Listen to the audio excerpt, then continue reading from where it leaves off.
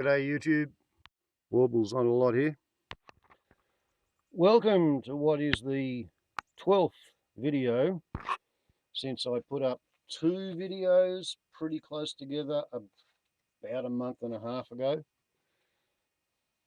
To sort of set the tone, fill in a bit of background, explain how RAAF Mines was set up, how 11 and 20 squadrons were sent to Port Moresby, how advanced operating bases had been set up as far north as Manus Island.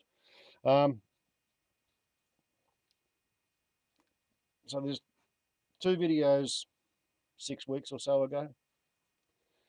There's been 10 since the 29th of April,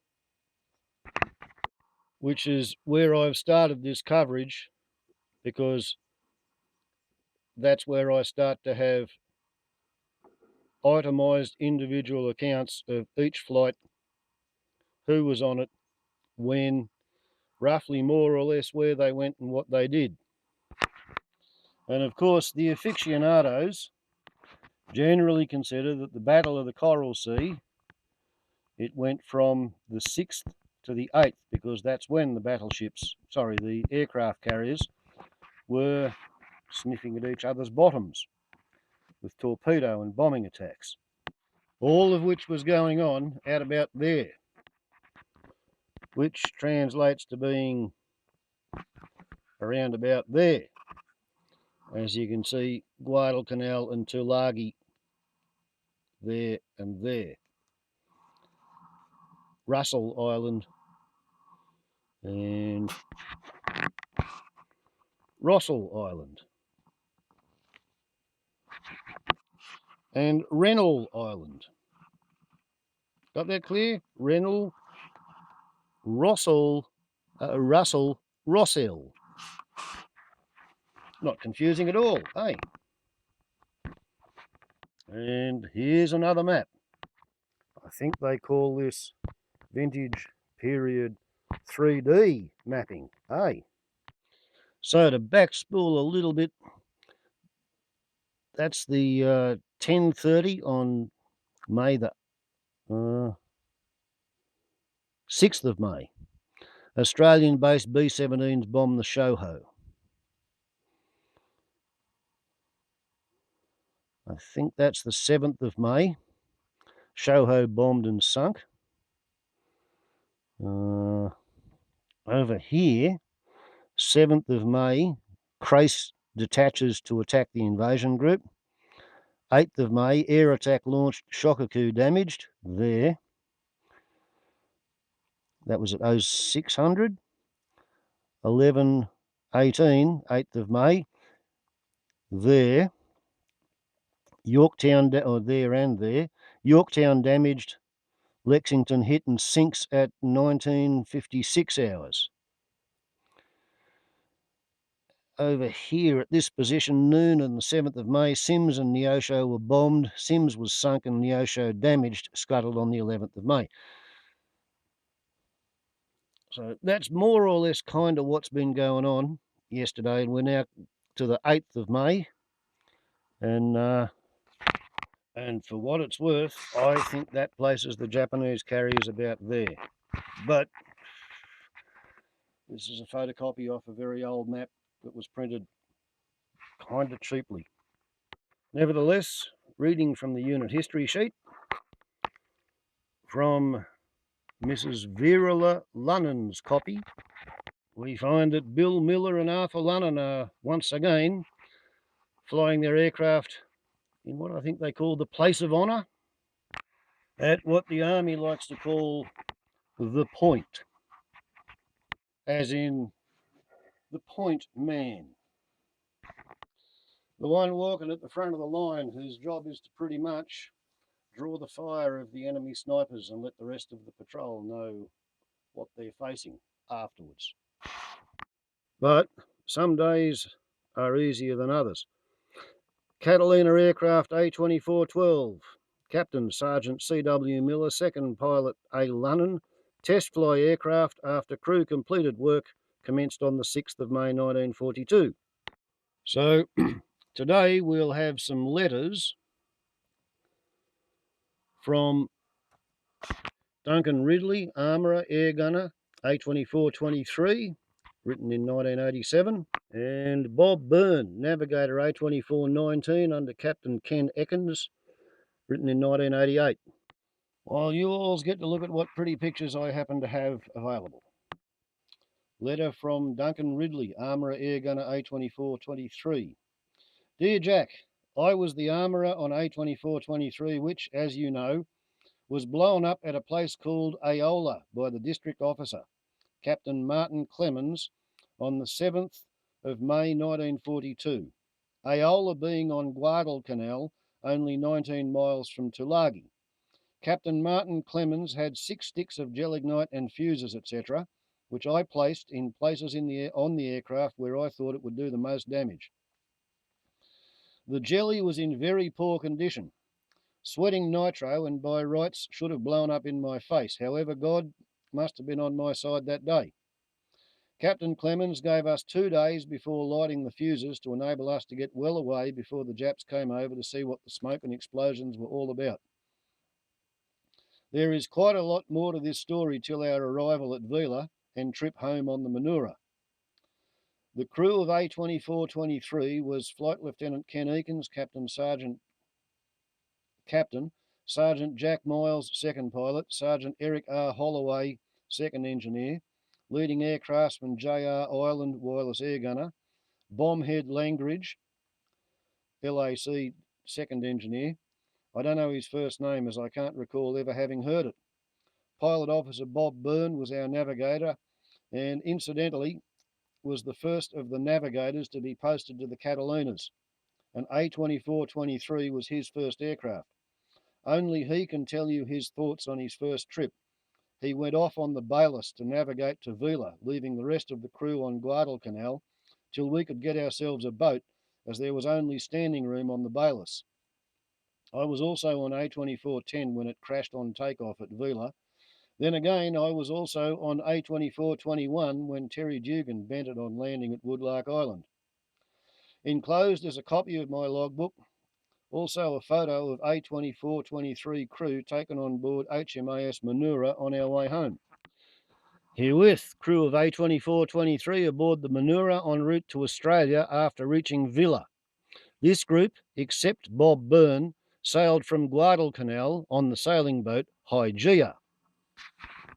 Top row, assuming left to right, Eric Holloway, Jack Miles, Ron Anderson, Bob Burne, Jeff Ireland.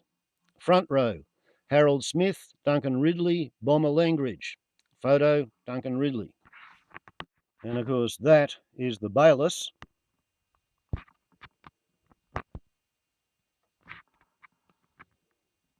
which Bob Brown, navigator of A2419 under Captain Ken Ekins, writing this in 1988, and with this chart he navigated from Tulagi to Aola, to Marau Sound, to Marrow Bay South, to Stack Harbour, 380 miles to Espirito Santo.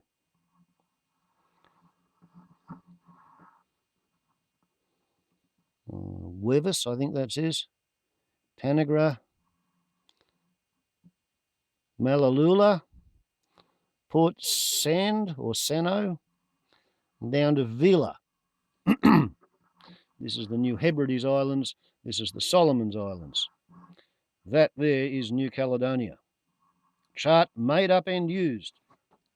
So I don't know whether he drew that from memory or copied it from another chart that was too deteriorated to use, or quite what the backstory is there. Let's see what he tells us in his letter. Eh? Dear Jack, to set the record straight, my name is Alfred Frederick Burne. Although I've always been known as Bob.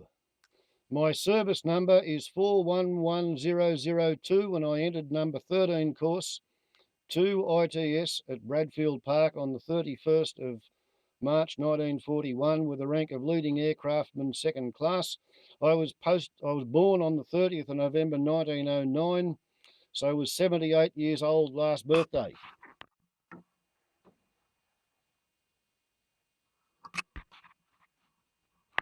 I was then posted to 1 AOS Cootamundra on the 29th of May 1941, to 1 Bombing and Air Gunnery School at Evans Head on the 25th of the 8th 41, to 1 Aerial Navigation School at Parkes on the 20th of the 10th 1941. It's assuming I'm correct as to A, O, S, A, N, S and B, A, G, S. Commissioned as a pilot officer on or about the 13th of 11th 1941, and was posted to 2 ED Bradfield, and was posted to OTU Operational Training Unit in Canada on the 7th of December 1941. I did board a ship in Sydney, but was disembarked due to the entry of Japan into the war. I was then posted to 66 Anson Squadron, Amberley, that's Brisbane, on the 19th of December 1941. As you probably know, Ansons were a wood-framed aircraft.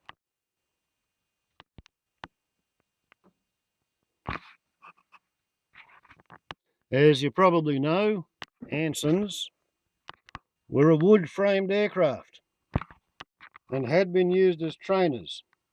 However, in view of the entry of the Japs, it was decided to use them in operations. They first filled 2 250-pound bomb cases with sand and installed them on an Anson. But as on takeoff, it only cleared the boundary fence by a foot.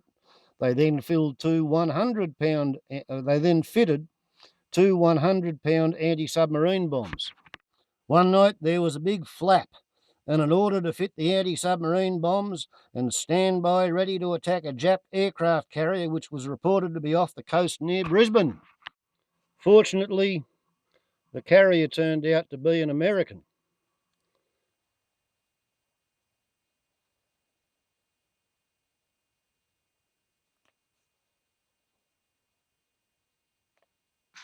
Which was just as well, as we would all have been shot out of the sky if it had been a Jap.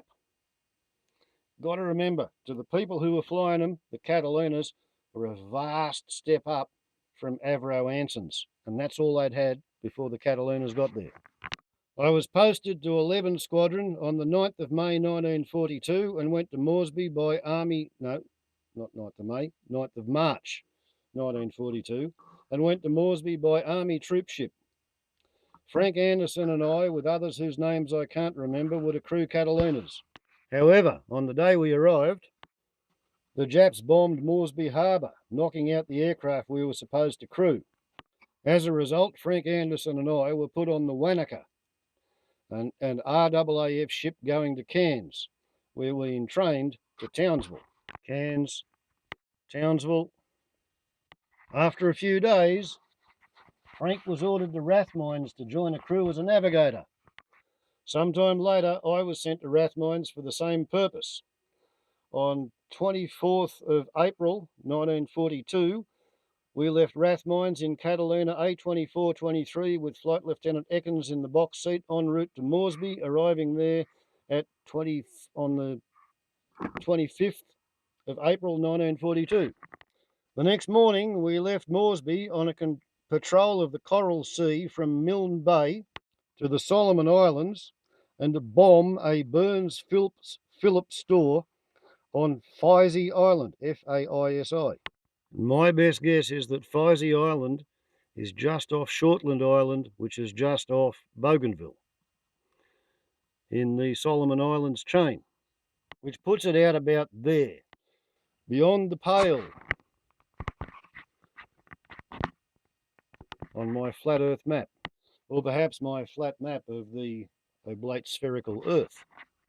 Then landing at the RAAF base at Tulagi Island. On the 28th and 29th of April 1942, we carried out patrols and searches for enemy shipping in the Coral Sea and Pacific Ocean on areas east and west of the Solomon Islands. So I guess we'll probably shift to another map.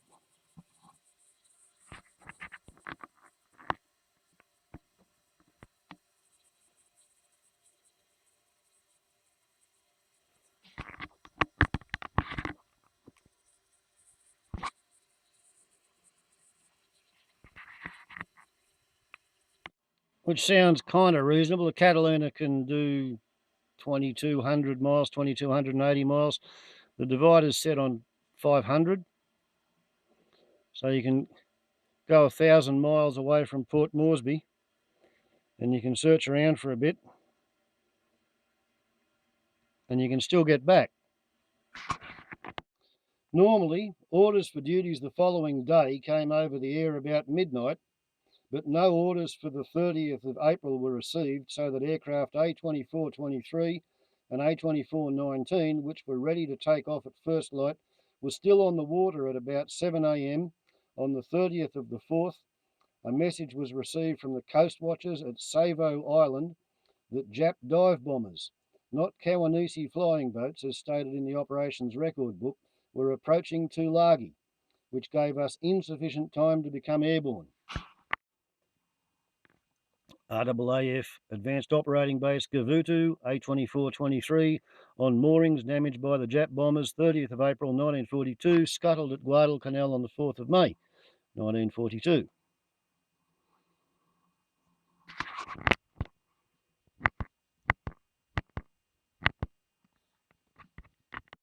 A2423, among other things, suffered a damaged rudder and was unserviceable. A2419 was only slightly damaged and became airborne at about 7:30 a.m. and not 3 a.m. as stated in the operations record book. The captain of A2423, Flight Lieutenant Ekins, left as a passenger on A2419. Arrangements were made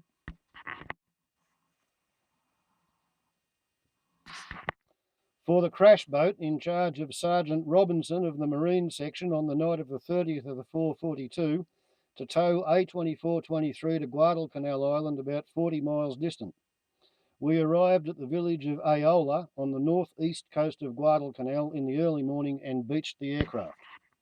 Aola was a British government station with a resident officer named Martin Clements, who arranged accommodation and supplied a heap of natives to help us beach the aircraft and attempt repairs without success. On the night of the 2nd of May 1942, a message was received from Tulagi that they were evacuating the base, and on the next morning, 3rd of May 1942, the Japs landed at Tulagi at 4 a.m. On the same morning, about 25 RAAF personnel and the same number of Army personnel arrived at Aola in a lugger called Balus.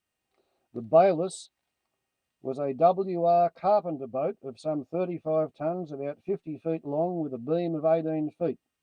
This boat had been commandeered by the RAAF officer at Tulagi in case it became necessary to evacuate the base, and was stocked with enough cases of tinned food to last us a couple of months. The Balus, native for pigeon, was skippered by a Charlie Bird, who had no experience of sailing out of sight of land, and no one else had any navigation experience. I was asked to be navigator, and Sergeant Robinson and members of the Marine Section were put in charge of steering the vessel under Charlie Bird. The only aids to navigation were a school atlas and a book on seamanship. These proved adequate in crossing from the Solomons to New Hebrides, a distance of about 400 miles. We set sail on the night of the 3rd of May, bearing in mind that's Tulagi where the Japanese have landed, that's Aola, for Maru Sound at the southeastern end of Guadalcanal, and arrived the next morning and stayed at the Catholic mission, where we were looked after very well. We left Maru Sound on the night of the 4th of May 1942 for Maru on the northwestern end of San Cristobal Island. But due to engine trouble, when daylight came we were still some 10 miles from land, and before we reached land a Cairns flying boat was sighted in the distance. I told everyone except the native crew of 10 to go below deck. The flying boat circled us a few times, then flew off. Apparently, as we hoped, they did not want to antagonise the natives. When we arrived at Maru on the 5th of the 5th, 1942, we all went ashore except the native crew, who were left on deck. We went into the jungle and hid. At about 10 a.m, a Jap dive bomber came over and circled the boat several times, then flew off. Later in the morning, we sighted what we thought was an American warship at full speed, heading straight between San Cristobal Island and Malaita Island towards Tulagi. San Cristobal, Malaita Island, and Tulagi. There you are. Now you can see Tulagi and Malaysia all at the same time. We left Maru that night and arrived at Star Harbour at the southeastern end of Cristobal Island on the morning of the 6th of May. We rested all day and departed at sunset on our long trip to Espirito Santo in the New Hebrides and landed at Wuis on the west coast of Espirito Santo on the morning of the 9th of May 1942. Espirito Santo is the most northerly island in the New Hebrides, and Wuis is a native village about 400 miles from Star Harbour. We left Wuis the next morning and landed at Tangoa,